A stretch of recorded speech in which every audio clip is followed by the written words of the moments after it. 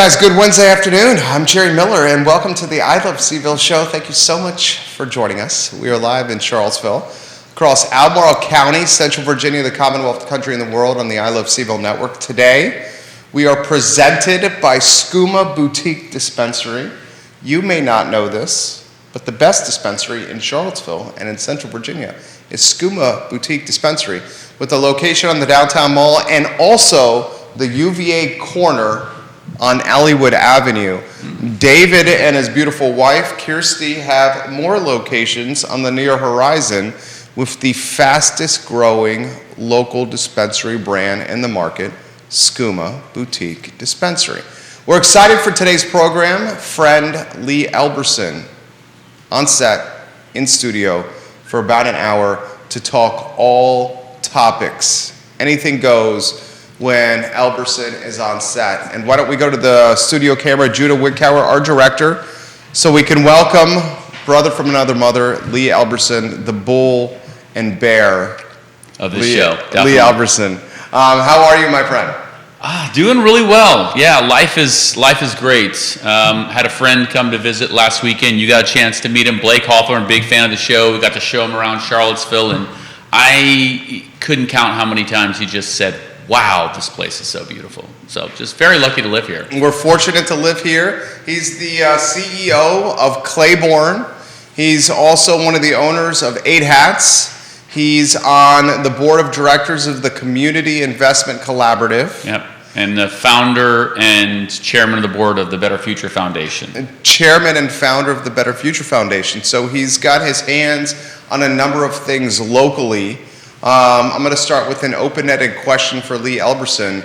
The state of the local economy in Charlottesville and Central Virginia. How do you characterize it?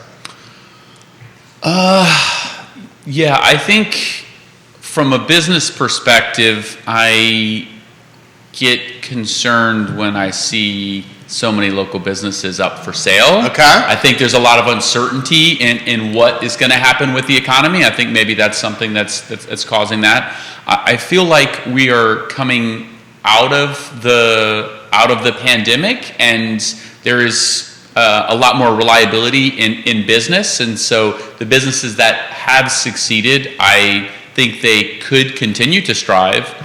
So again, I'm somewhat surprised to see some of them looking to sell now. I think in terms of individual workers, I think that there is now growing fear that we are going to enter into a nationwide recession, but I think that there is positivity that Charlottesville will be less affected by that recession. I think that's a good take. Are you of the mindset like your fellow bear, Judah Wickower, if we could get the fellow bear on screen with the 3-shot, are you of the mindset that let's get the recession party started, let's get the recession party started right, and let's get the recession party started right now, which I would think is part Judah's take right now, and that the Fed needs to do much more with raising rates to tamper inflation, to do it quicker or sooner rather than later. Are you of that take?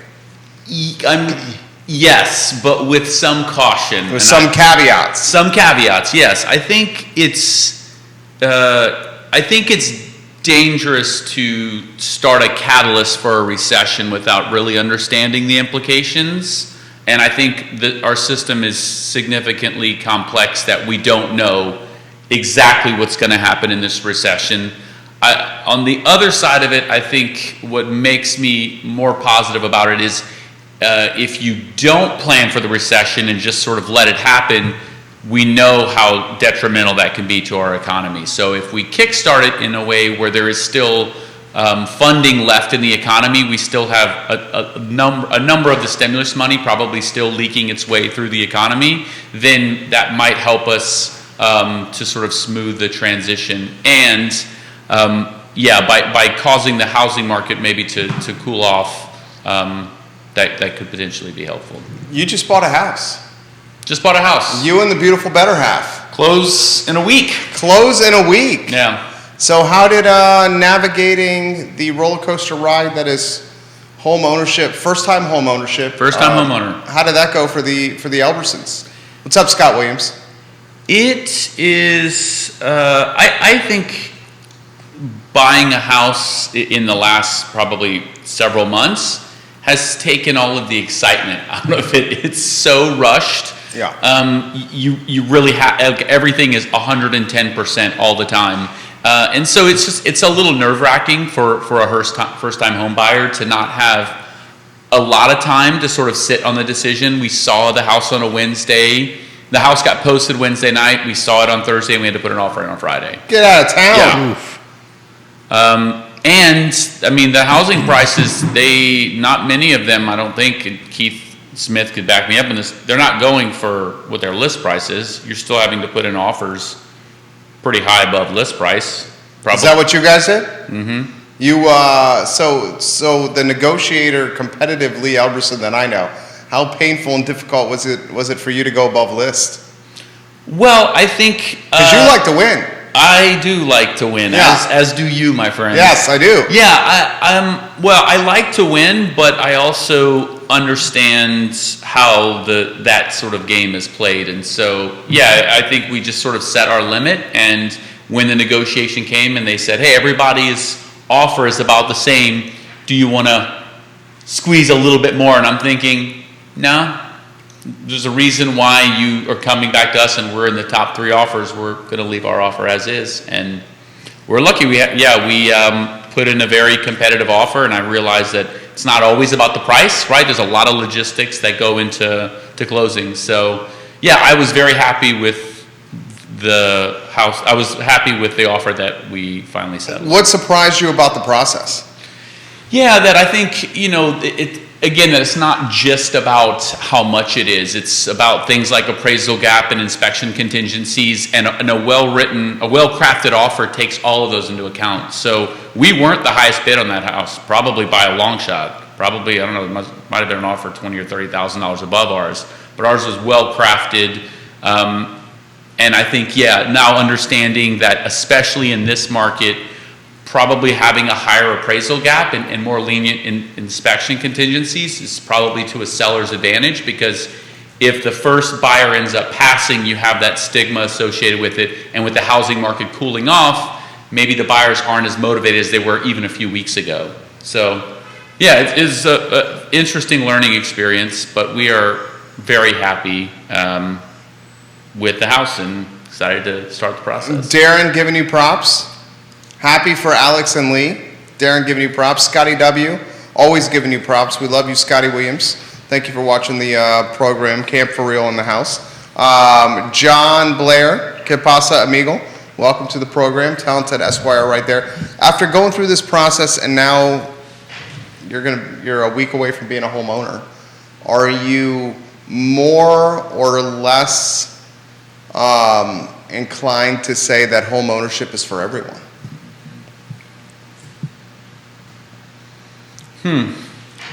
Because I struggle with that topic, because we all want affordability and we all want somebody to have a piece of this potential American dream, but not everyone's destined to have that slice.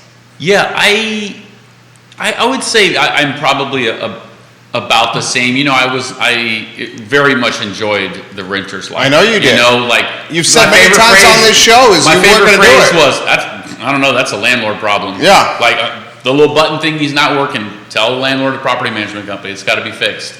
I think, they're treating a house purely as an investment with interest rates going to what they probably are next year. I mean, you're going to pay double that cost of the house in interest over the lifetime of that housing price. So, I think understanding all of that and realizing that I don't think owning a house is for everyone. I think that there's a lot of great benefits to owning a house, and I think there's a lot of great benefits to being a renter in terms of where you're at in flexibility, where you're at in your stage of life.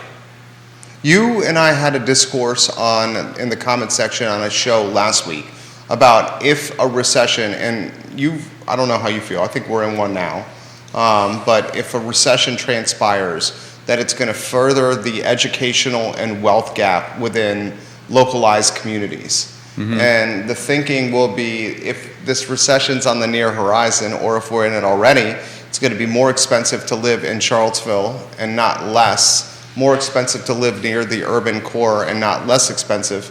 And if that is the case, then you'll see a more homogeneous community evolve from this recession. You have that mindset? Yes. I think in the comment section I posted the article that the Fed did right during the last recession. I think that's basically the conclusion was that the wealth gap is going to spread during a recession. I think there's a lot of financial tools that when you fall under higher income classes that you're able to take advantage of that can help buffer you. Obviously nobody is immune to it, right? The markets do crazy things, but you have a lot of different levers to pull.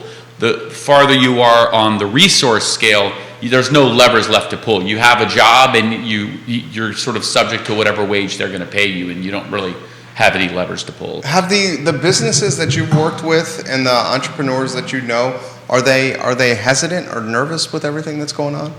Definitely, because the business owners that I talk to see, many of them actually see the recession coming and see their bottom line, basically their expenses going up, and they are worried to increase their price, right? I think that's a big danger. Hey, I used to charge $10 for a haircut, but now my margins are thin. I don't want to go up to 11 or 12 because I might lose customers. And so it's just they're dwindling margins. So I think that's part of the fear of what's going to happen in a recession. Do you, so what's the advice you're giving? And this is a perfect segue into the Botox scenario. I know you got to take on the Botox scenario. Definitely got to take on the Botox scenario. I think that I tell every entrepreneur that I mentor and every entrepreneur that I talk with at CIC, as time goes on, you're going to get better at what you do.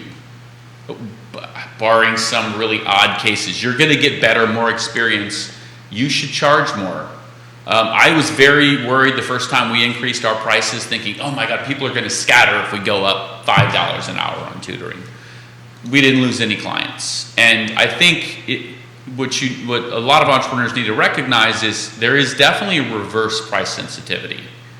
If a marketing agency came to me and said, hey, we'll do all your marketing for $50 a month, I'd think, there's no way you could be any good, right? And so I think that's something I tell them, that you should be charging more and do it incrementally. If your haircut goes up 10% instead of charging $10, you're charging $10.50, or you're charging maybe $11, you're not going to lose any clients like that. But if you wait so long that you have to double your prices and go up to $20, you'll definitely see some clients lose because they get used to that. So how's it pertain to Botox and the unionization efforts? Yeah, so I don't think, I have rarely seen the average price of Botox bagels, with some exceptions, go up in the last 10 years.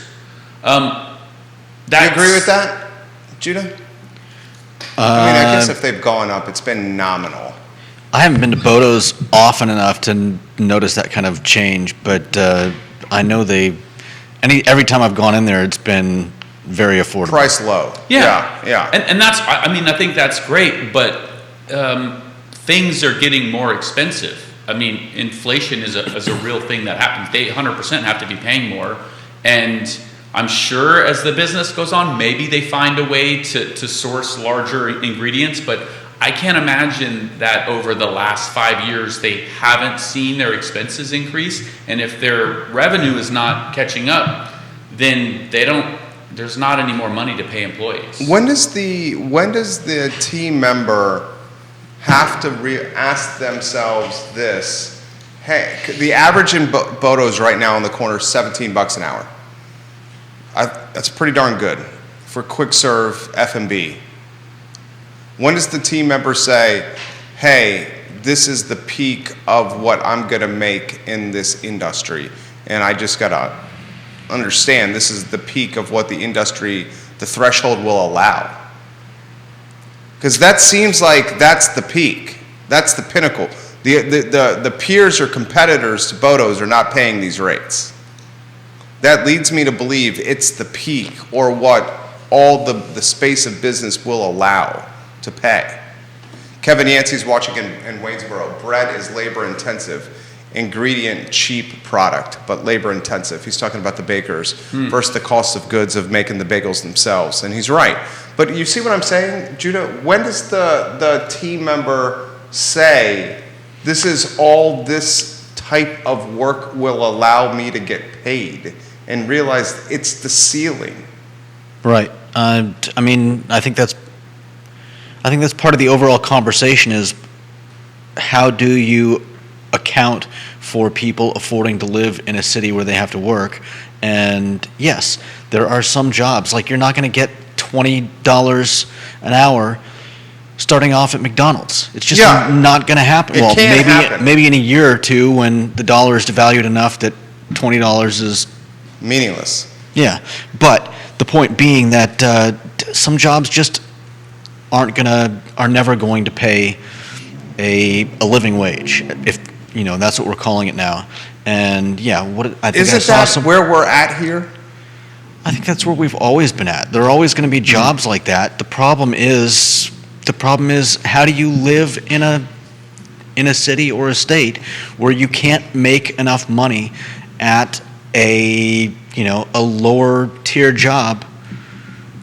You can't make enough money to survive. I think it goes to working more than one job there. And what would happen, I'll get out of your way, what would happen with this, if they can't come to an agreement and the staff quits or worst case scenario gets fired, this $17 an hour job to work a cashier or to work expo in a restaurant, expediting the food, that position's going to get filled. It's not going to go unfilled. It will get filled at that clip. And may get filled by someone more youthful, and maybe get less experienced, but at that skill set, the experience can be picked up quickly. I mean, you wanted to jump in with something here, Lee? Yeah, I think this is actually a really interesting point. I definitely understand the discussion about living in a community where the living wage is higher because of the higher cost of living here. Maybe this is part of what you're asking, Jerry, is whose responsibility is that? Is that Boto's responsibility to change the entire community, or are they just looking at their margins and saying, hey, this is what we can afford, take it or leave it? Yeah, I definitely, okay. That's what they're doing. Like all small business. Taking Boto's out of the equation, I think Judah pointed out, we live in a spectrum. In some businesses, it's just not going to be feasible, right, for them to offer that. Is Boto's one of those? I think I did some quick calculation. I mean, we're talking about a multi-million-dollar organization, right? Probably $7 or $8 million a year. I got the business spot. You want to see it? Yeah. It's a lot of dough here. I literally have this on my phone at all times. I show it, like once a month here. I'm going to run this by. This is the Boto's revenue analysis, okay? And this is conservative estimate. Judah, you've seen this. This is conservative. Okay. 1,000 tickets per day times $8.50 per ticket is $8,500 of average daily gross sales. 8,500 times 3 stores, Lee. 25,000. 25,500. Yeah. 25,500, we'll call it 346 days. Yeah, so I think I said about 8 million. So mine is 8 and change, 8.8. 8,800,000. That's a lot of dough. That's a lot of dough. Pun intended. So I would say this. In 346 days, let's cut to the chase. They're going to be open more than 346 days. So 25,500, and you times that by how many legit days do you think they are? I think you're splitting hairs. Call 360? 360? I mean, you could lowball it even at 300, but yeah. 360 is 9 million plus. Yeah. I know that's a lot of dough, but when it's all said and done, they're selling a bagel with a microwaved egg on it, or some cream cheese, or some lox, and some wrapping paper pushed across a counter in a white bag. That's what's happening, right?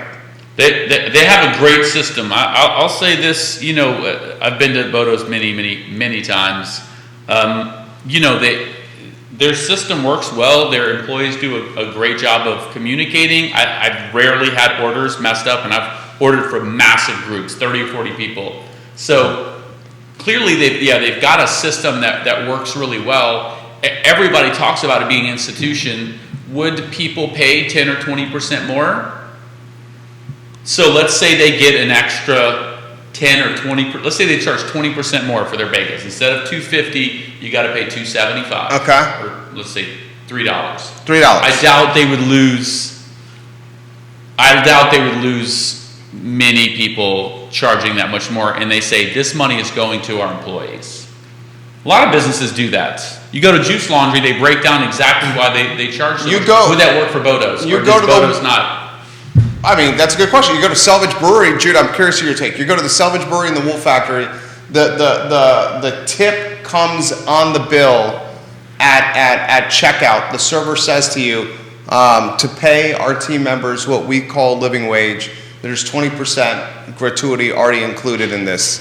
You can tip on top of that if you'd like, but we've already auto-tipped 20% to guarantee a living wage to our team members. Do you like that approach, J-Dubs?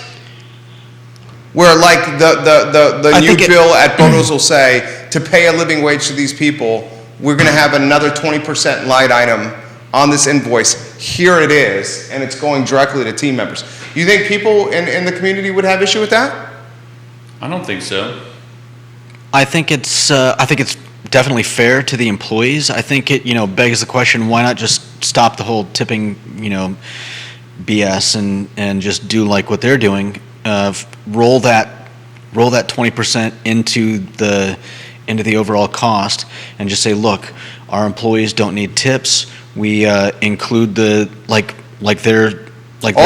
receipt does say we've already included the tip into the cost of the food, and our employees are well paid. But some servers would tell you that deprioritizes the business and creates a culture of coasting as opposed to a culture of initiative, because there's no reason to take the extra effort or go the extra mile because you're not getting any extra incentive to do the extra work. There's also... Well, they can still do raises. I mean, that doesn't take out incentive structure, I don't think. No, that's a good point. Yearly raises. I think it loosens the noose a little bit. I mean, I guess also the question is, if you're making 19 an hour versus 17 an hour, I guess the argument is that then that is sufficient living wage to live in Charlottesville, or do you need to make a lot more than that?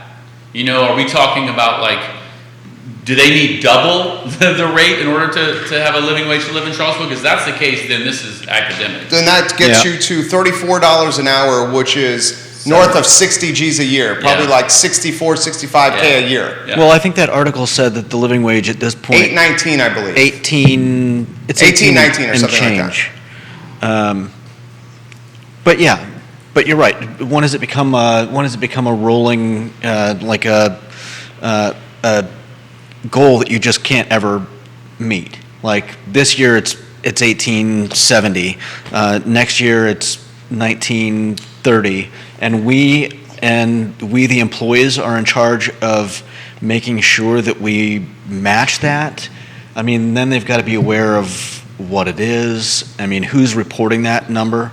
I think the employers should be keeping up with that. If you're paying individuals close to that, like below living wage, then you should. I mean, I guess shouldn't say should. One tact is to incrementally increase your prices by. I mean, for Boto's, we're talking probably pennies on the dollar over the last few years, and then just make sure that you don't run into this issue. And $18.59 an hour, according to the MIT living wage calculator. Living wage locally for one adult, no child, is $18.59 an hour. $18.59 an hour. So how much do we trust MIT? That's the question. Well, and I don't know. Their research is pretty top notch. I mean, MIT is legit. We know they're legit. Lee, the reason I'm talking about this, it's such a dynamic element. It's the most darling, or it was before this story, it was the most darling and beloved local brand of any I can think of. I mean, it still is. When Blake came to visit, it was like, we got to take you to Botox. What's Botox? It's great. It's an institution. It's an institution. Yeah. It's an institution. On top of that, institution that's locally owned. On top of that, a brand that is, in a lot of ways, a market leader in food and beverage locally. At this press conference last Wednesday, there was a state delegate and Sally Hudson and 2 counselors and Michael Payne and Cena McGill essentially leading a union protest outside of the business. So if you're the business owner and you're looking out your storefront door, you see 2 of 5 city councilors and a state delegate leading a protest of 40 or 50 people in front of your business with protest signs and billboards in people's hands and the media all over it. I mean, look at how many layers are to this onion. Elected officials are leading a unionization effort against private and small business owners. The most beloved brand in the community. Will this spill over to other restaurant groups locally? Got to be worried about that locally. Yeah. It certainly will, because what did I read? I read the union is larger than just like some random people trying to get this started. Oh, it's a legit, very legit union. It talks about it in the article. It'll spill over. We are talking, Boto's, it sounds like it's one of the biggest restaurant. We're talking about 100 employees and over 10 million. I mean, they're getting a little outside the scope of what I would consider a small business. When you're at 100 employees, that's, in fact, the SBA, you have to have less than 100 employees. You think Boto's has 100 employees? Probably. You think, because you're saying 33 per location. Yeah, 3 shifts of 15 per location, probably. Okay. When you go there. So, I mean, I'll give you 100. In perspective, I think other businesses should think about it when you grow to that size, that these are the sort of things you need to address. But I definitely think having the politicians outside, that's an element I can't speak to. I'm not in politics. You're about. I just don't. I can't even comprehend an elected official standing on the stoop of a privately owned business, leading an effort to unionize the staff of that private business. That is, and I said this on Real Talk this morning. Blake Hawthorne says he loves Boto's. A lot of comments coming in right here that I'll get to here. I said this morning on Real Talk. What Payne and McGill and Hudson did was overstepping their bounds as elected officials. I do not see private business should not be led by elected officials, and elected officials should not be influencing or leading private business staff in unionization efforts. And that's what happened. Mm-hmm. I honestly don't have a good pulse for how the community feels like, but if the community is behind this, isn't their job to represent their constituents? And if most of the constituents support this, maybe they shouldn't be holding picket signs in front of it, but they should be bringing it up in council meetings. Danny O'Dea alluded to something like that this morning.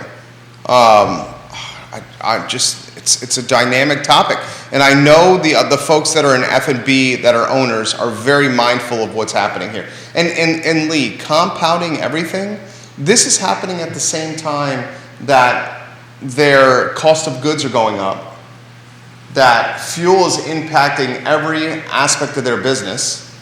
This is happening at the exact same time that summer's about to happen and all the students are about to head home. This is happening at the same time that inflation's running rampant. Couldn't happen at a worse time. That's an unfortunate coincidence for him.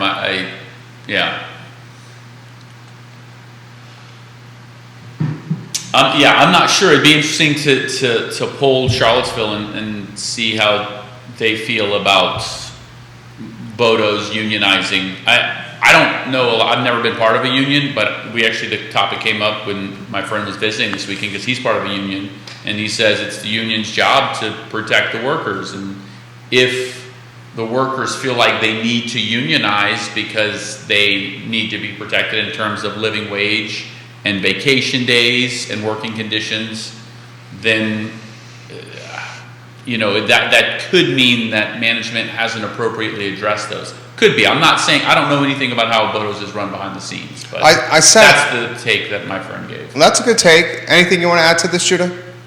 before we talk education and leveling? I see the brains turning over there.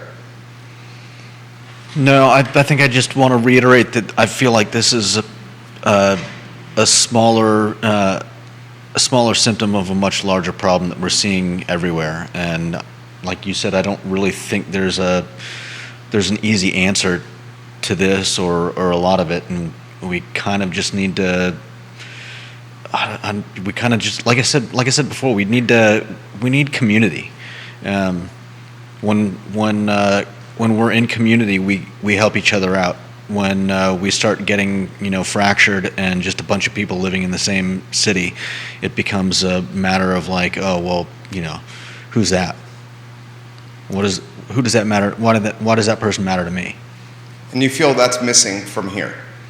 I feel that's been slipping away from a lot of places, not specifically Charlottesville. I feel like community is slipping away from us, and at a time when we especially need to be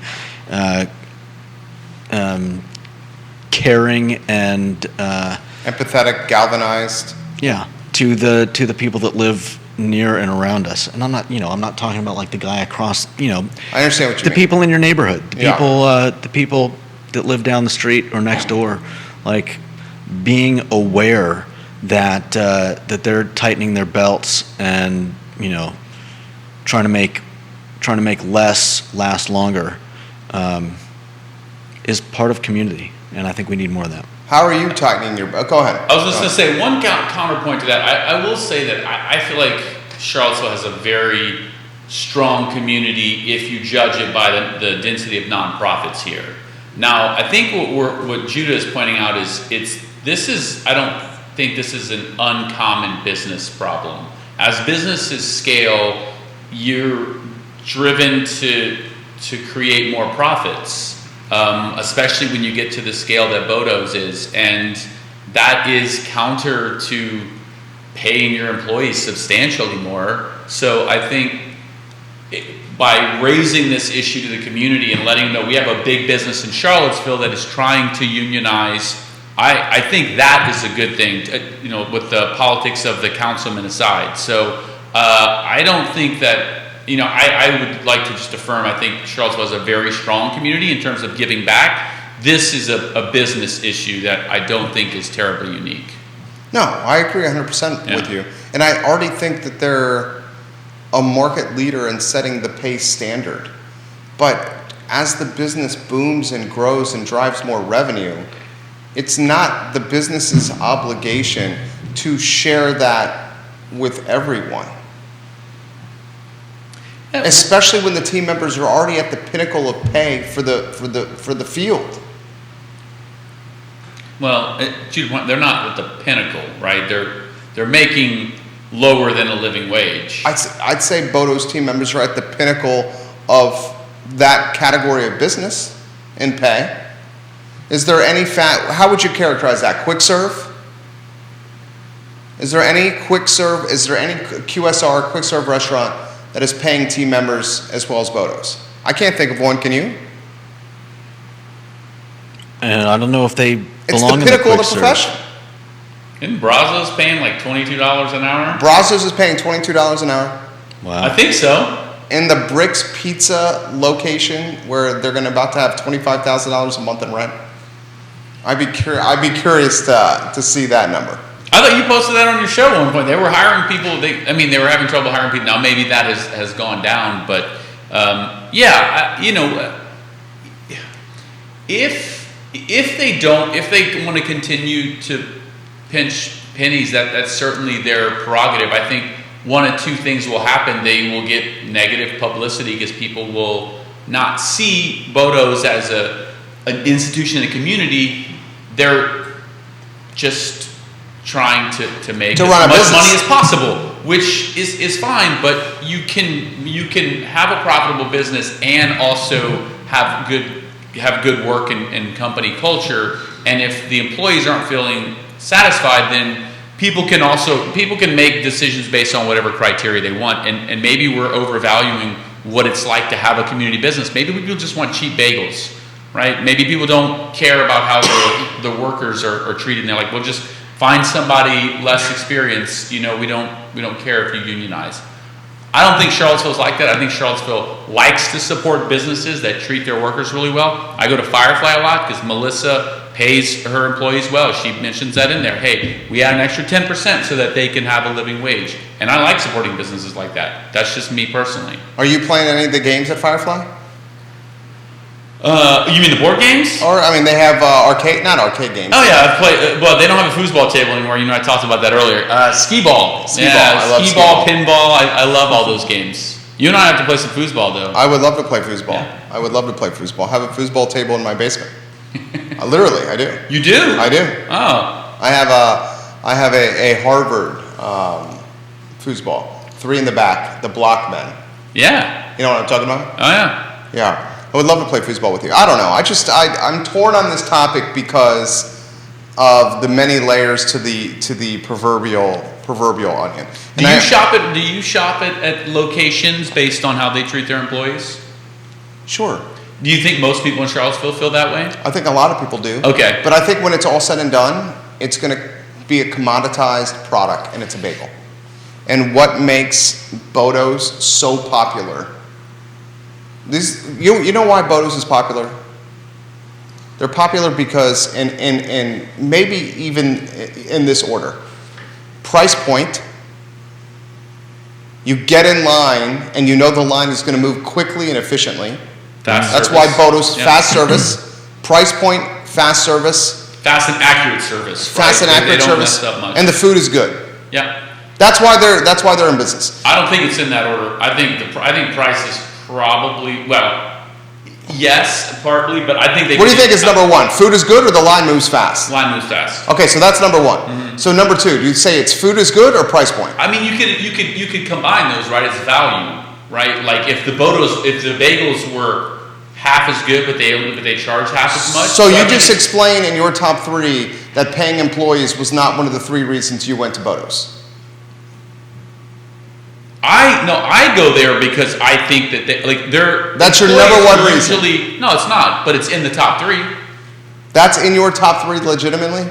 Yeah, well, is that in your top 3, Judy? It's in a calculation. Like if I thought, the converse is if I thought that they were mistreating their employees, I wouldn't shop there. I haven't gotten that. The employees are usually friendly and talkative, and they seem to have retained employees for a while, which means that the conditions can't be that bad. So that's why I've continued to shop there. If I saw a tremendous amount of turnover there, I'd think, wow, something is being poorly managed here. What's your top 3 reasons you go there?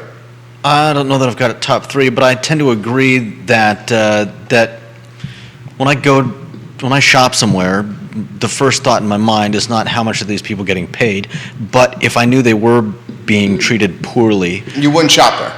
I would probably stay away. Okay. I would bet that if you polled 100 people outside of the Botox on Preston and said, why do you go here? I would bet you their 3 most common answers will be food tastes good, it's priced cheaply, and the line moves fast. I don't know anybody that shops at particular places just because they know that place pays their employees better than everyone else. There may be some, but that just, I don't even know how you would get that information about all the places you normally shop. And I would also bet you this, that 3 Notch literally on its floor in Ix Park at the Craft Kitchen had a robot serving food. The robot was carrying food to people at tables at 3 Notch. And if the world wants to see a true wealth and educational gap happen in this community, you start freaking automating the cashier jobs and the expo jobs and the food runner jobs to the table. You automate those with robots and automation screens like you have at McDonald's, kiosks, and then those jobs go freaking away. Yeah. And then when those jobs go away, you legitimately just have a wealthy, homogenous community. Yeah. Now we're fighting with this dynamic. The dynamic I we're see what fighting, you're saying. dynamic we're fighting with now is the wealthy people have to commute. The folks that are working frontline jobs have to commute to Charlottesville to service the wealthy. That's what the dynamic we have now. There's no housing affordability, so people are commuting to Charlottesville and Albemarle County to service the people that can live here. If we erode through unionization efforts these $17 an hour Botox jobs, and they get cannibalized by automation and robots, It's going to get worse. those jobs won't even be here. Okay, Right. you mentioned that before. I don't think I understood the implications. You're saying that if workers keep pressing for higher wages, it's only a matter of time until an owner says, I can pay a robot. Like I can buy a robot for half of the cost. And not have any petty BS or politics or employee squabbles or people calling out sick. A robot doesn't catch COVID. Mm-hmm. A robot does not catch COVID. Neither does a kiosk screen. Somebody maybe needs to service those, so maybe some of those jobs just get displaced and not completely just eliminated. I wouldn't think kiosk servicing or robot servicing is blue collar entry. I would think you're going to need some kind of level of engineering. You need some trade school, Yeah. Okay, at the very least. So you need some education, which maybe is a good segue into to the Crozet story. This is why I think the topic is so dynamic. Yeah. I think they're going to erode. So I sent Lee a topic, guys. It's in the Crozet Gazette now. Kelly Jackson sent this to me.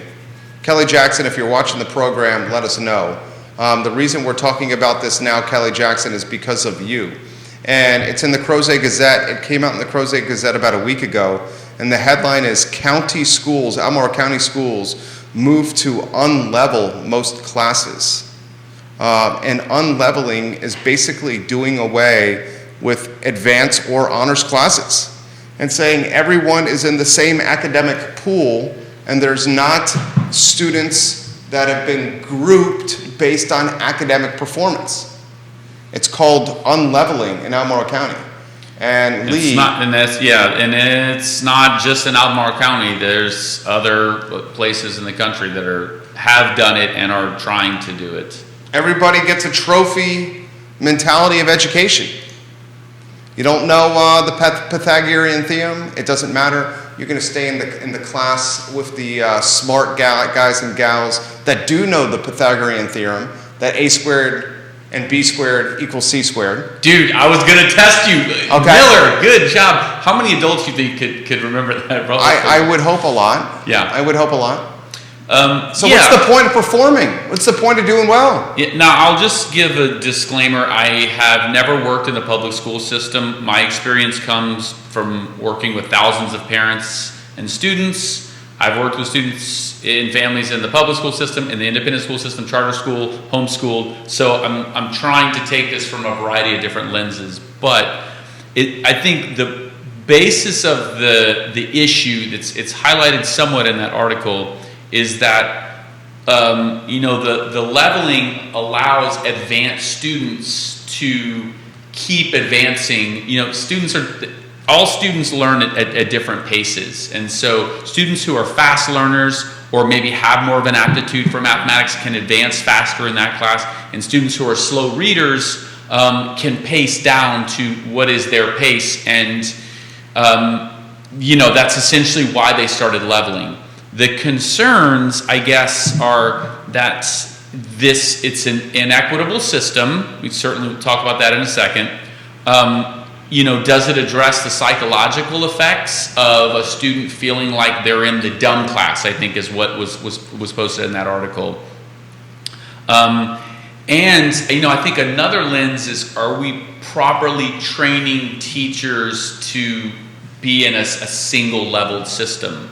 Because I can tell you with 100% certainty that, I've had 12 students in some of our SAT classes. The students who are struggling are going to get left behind, and the students who are your high flyers are going to feel bored. And it's really tough, even with the best of training, to have enough resources in class to keep all of them happy. Your best hope is to just try to move the middle part of that bell curve forward and the fast learners are going to get held back a little bit, and the slow learners are going to be lost. I don't know of an ideal system that does that. Can you imagine a more challenging climate for a prospective teacher than right now? For someone considering getting into education than right now? I mean, not only that, the current teachers, you've taught this class this way for a number of years now. You have to teach it this new way. And I mean, it sounds like from the article that the county is dedicated to training the teachers. I mean, unless it's a major budget increase, it's really difficult to change these sort of systems. And if the end goal is having a truly equitable system, I don't think that's possible. I mean, some students are just always going to learn faster than others. And I know I've said this before, families with resources are just going to have more time and energy and resources to be able to help those students excel. So I think it'll be very difficult to create a truly equitable system. This is educational equity. Yeah. Academic equity. Yeah. Academic parity, if you may. This is the parity version of academics. The parity version of grading. And those two words are contradictions. Parity and grading are contradictions. Yeah. They're opposites. Yeah, I mean, we talked a little bit about this when we talked about equity grading. We had Jeff Prelliman on your show last year, right?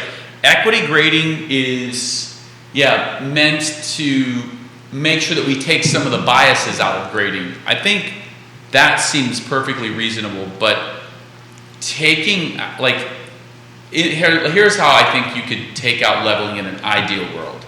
You have a teacher who has been trained to have a variety of resources and can give enough individual attention to students so that high flyers will be able to keep excelling. You want to encourage that learning. And students who are really struggling are going to need some sort of extra help. The teacher is not going to be able to do all of that, and so there's going to need to be some supplemental system that helps bring those students up to grade standards. I don't know how you do that without increasing our education budget by 40 or 50%. Kevin Higgins, watching the program for us, robots to service people are sad, but I understand. I just want the staff to say, how are you today? What's your name? Tell me about your day. As opposed to a robot that delivers a plate without talking. Robots will never make us feel connected. No way I ever tell friends to go to a restaurant based on an experience from a machine. I'm sure that's probably got your little wheels grinding up there, Jerry, right? Well, I mean, Kevin Higgins is the king of Greenwood. I love his comments. Yeah, but I agree with him. A drive-through restaurant is that. If you've ordered through a drive-through, you've been to a restaurant where you've ordered through a machine. You've ordered through a person who can understand the levels of syntax, and when you speak with them, I think that there's a lot of intangibles about eye contact with another human being that I think he's right. I don't think can be replaced by a robot. And we saw that certainly during the pandemic with mask and virtual learning. We saw that during the pandemic. Is it your cousin, Jared? Brother-in-law. Jared, yeah, it's my brother-in-law, yeah. Brother-in-law, he's watching the program, and he says the robots and the machines replacing is exactly what will happen. He says machines will replace humans where it makes sense, but humans will always be involved depending on this type of business. It's I think every industry should consider this. We've considered this at Clayborne, we consider this at 8 Hats.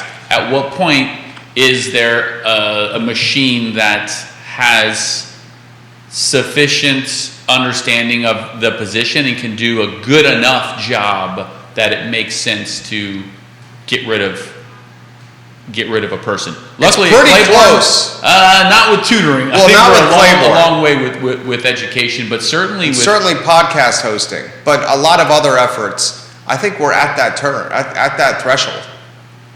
I mean, food running.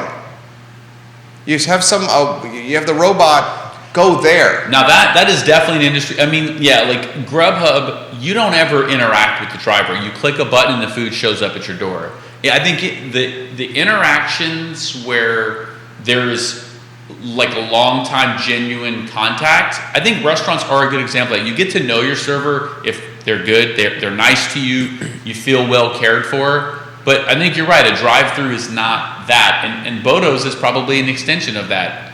You talk to the person taking your order, they got 20 people behind you. What is your order? Egg on everything. Okay, move down the line. Most favorite time, a lot of people's most favorite time with Boto's was when they had the drive-through. And they didn't have to socialize with staff. And they got their food without leaving their car. What, based on what study? A lot of people said that they missed the drive-through. A lot of people missed the Boto's drive-through. Yeah, I think that the convenience of it, I don't think it's because they didn't have to deal with staff. I think it was a convenience thing. Well, convenience is not having to do small talk for some people. Yeah, that's true. I mean, you're right. I'm an extrovert. You love talking to people. Both of us I shouldn't assume that everybody's like that. That's a good point. Close the show with some businesses that you want to highlight that we should support.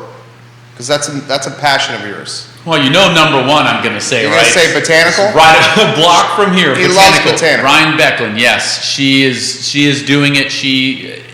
I would say it's guilt-free food. Every time I go there and I eat, no matter how much I eat, I don't feel guilty for it. So definitely want to highlight that. Again, it's just based on my own preferences at CIC. Angelique's Kitchen in Dairy Market. She's expanding, has a food truck. CIC business, really great. Always want to highlight Scott Williams. I think he does great things for this community. I think he's having a little event here on Friday, before Fridays After 5. His kids are doing like a dance competition or something right in front of Botanical. So, those are three of the businesses that I frequent and support quite regularly.